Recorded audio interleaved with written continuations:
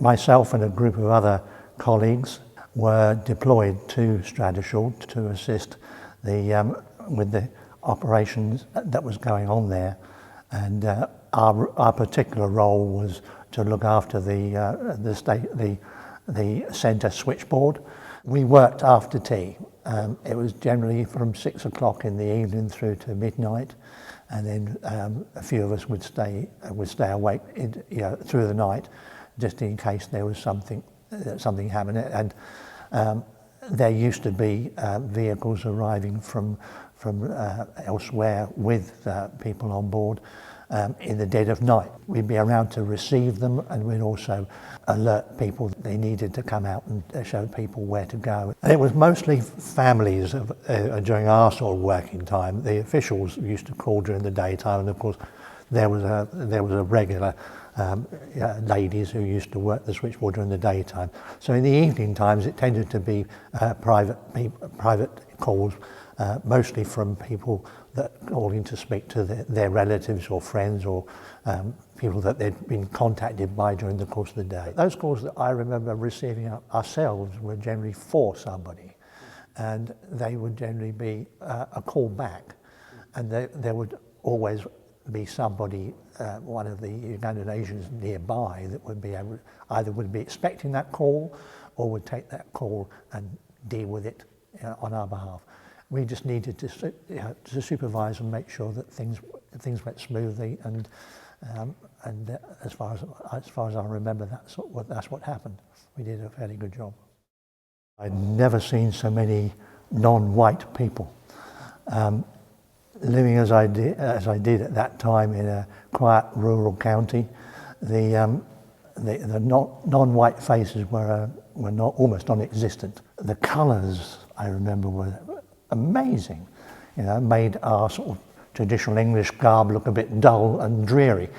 But it was the total culture difference that I remember most. It was good fun from the point of view that we were meeting a completely new set of people, and it was great fun to sort of learn where they'd come from and what was going on, and to be of assistance to them.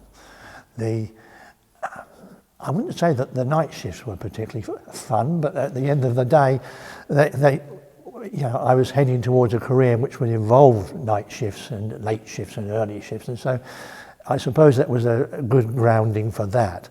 But the main thing I feel I benefited from was the different culture that I encountered, and that's a good thing.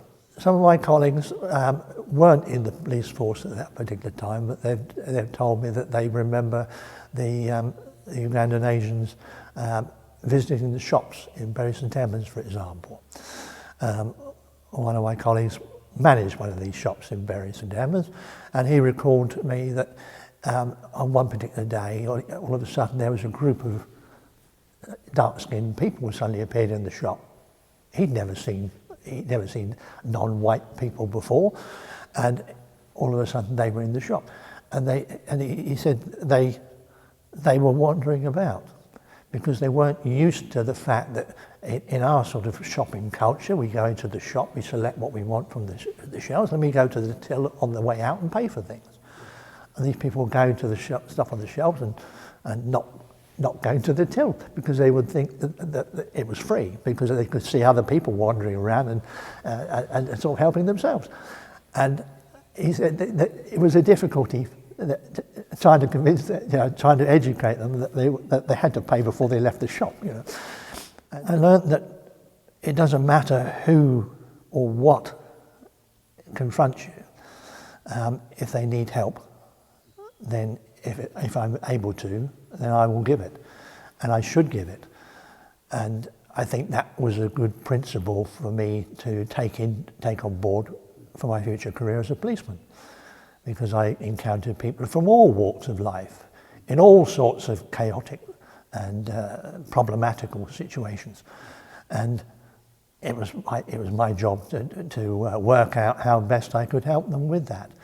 And I think that's the one lesson that I look back and I reflect upon my experience with Stradishall, that it really bedded that in, because all of a sudden I was confronted with people I didn't know, never had any dealings with before, but the basic principle of that problem was they needed help.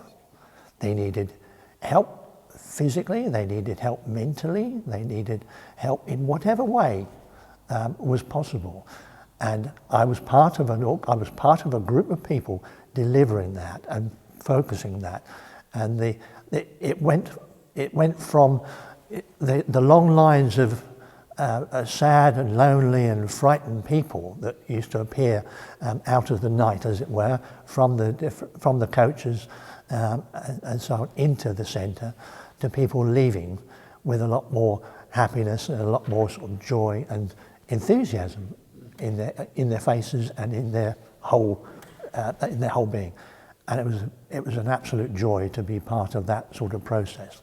I think the community, the local community, stepping up to the plate is present today, and I'm thankful for that.